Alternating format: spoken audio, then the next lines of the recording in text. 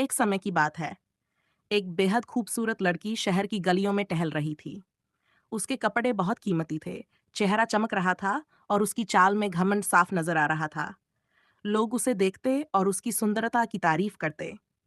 अचानक एक बूढ़ा फकीर, जिसकी दाढ़ी सफेद थी और कपड़े पुराने और फटे हुए थे, उसके सामने हाथ फैलाकर खड़ा हो गया और बोला, बेटी, अल्लाह के नाम पर कुछ दे दो, कई दिन से भूखा हूँ।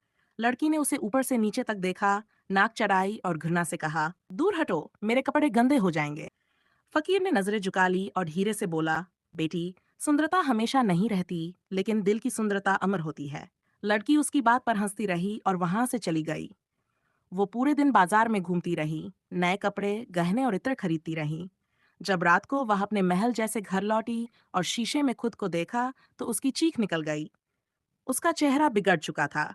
आंखों के नीचे काले घेरे, त्वचा मुरझाई हुई और सारी सुंदरता गायब हो चुकी थी।